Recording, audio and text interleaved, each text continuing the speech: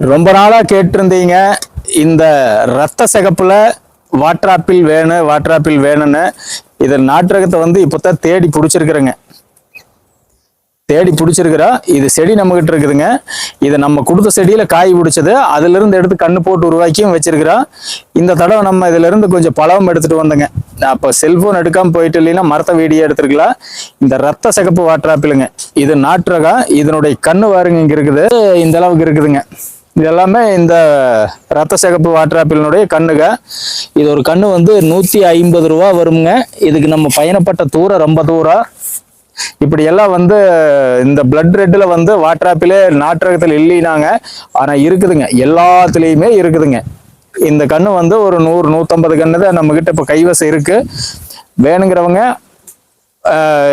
கீழே வர்ற வாட்ஸ்அப் நம்பருக்கு புக் பண்ணிக்கங்க. அப்புறம் இன்னொன்னு சொல்லிடுறேனுங்க, இது விற்பனை ஆகுமா, இது எடுபடுமா, அதெல்லாம் எனக்கு தெரியாதுங்க. எது விக்கி எது விற்காம போகும்னல்ல. ஆனா இதெல்லாம் நம்ம எதிர்கால சந்ததிக்கு கட்டாய தேவைங்க. இதெல்லாம் அழிஞ்சு போச்சுன்னா அப்புறம் திருப்பி கண்டுபிடிச்சு எடுத்து கொண்டு வரதெல்லாம் ரொம்ப சிரமம். எது நட்டாலுமே நீங்க 100 நடுங்க 200 நடுங்க அப்படின்னு எல்லாம் சொல்ல மாட்டேன். ஒரு ஃபுட் ஃபாரஸ்ட்ல ஒரு மரமோ 2 மரமோ நட்டு வச்சுக்கோணுங்க.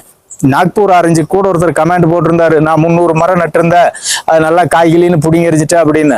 அப்படி நான் சொல்லவே இல்லைங்க. இன்னைக்கு நட்டுட்டு போறது அடுத்த தலைமுறை இது தேவையானதை எடுத்து அவங்க தேவைக்கு தகுந்த மாதிரி இது வெள்ளாமையா பண்ணிக்குவாங்க. இல்லைன்னா அவன் சாப்பிட்டும் போய்க்கலாம். ரெண்டாவது இந்த பழம் காய்கறி கீரை எல்லாம் சாப்பிட்றது எல்லாம் மக்கள் விட்டுட்டாங்க.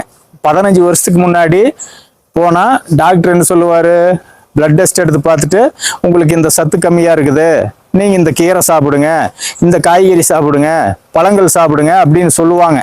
ஆனா இப்ப டாக்டரே அதை சொல்றது இல்லை. போனாங்க, பிளட் டெஸ்ட் எடுக்கிறாங்க, பார்த்துட்டு இந்த சத்துக்கள் கம்மியா இருக்குதுன்னு சொல்லிட்டு அதுக்கு சப்ளிமெண்ட் எழுதி கொடுத்துட்றாங்க, இல்லைன்னா மாத்திரை கொடுத்துட்றாங்க. ஏன் காய்கறி கீரை பழங்கள் சாப்பிட சொல்றது இல்லை அப்படின்னா, எல்லாமே ஹைபிரிட் ஆயிடுது. அதுல எந்த சத்துமே இல்லை, சாப்பிட்டா பலன் கிடைக்காது. அதெல்லாம் டாக்டர்களுக்கு தெரியுங்க. அதனாலதான் சப்ளிமெண்ட் கொடுத்துட்றது, மாத்திரை கொடுத்து தாட்டிடுறதுங்க. இதே இந்த ஹைபிரிட்ல ஒன்றும் இல்லை. ஆனா நாட்டுக்காயில நாட்டு பழத்துல நாட்டு கீரைகள்ல நல்ல சத்து இருக்கு. அப்படி மீட்டு கொண்டு வர்றது இதுங்க. நம்ம தேவைக்கு 1-2 வச்சு சாப்பிட்டு போயிட்டே இருக்க வேண்டியதா. மற்றவங்க என்னமோ பண்ணிட்டு போறாங்க. சப்ளிமெண்ட் சாப்பிட்டா என்ன, இல்ல மாத்திரை முழுகிட்டு போனா என்ன, வேற ஒன்றும் பண்ண முடியாதுங்க. அதுக்கு தான் நான் முதல்ல இருந்து சொல்லிட்டே இருக்கிறது, எல்லாம் இருக்கிற காசை வச்சு 1 ஏக்கரா 2 ஏக்கரா வாங்கி வைங்கப்பா, எதிர்காலத்துக்கு தேவைப்படும் அப்படின்னு. சரி, இதுக்கு மேல இந்த கதை பேசி ஒண்ணுக்கும் ஆகாது.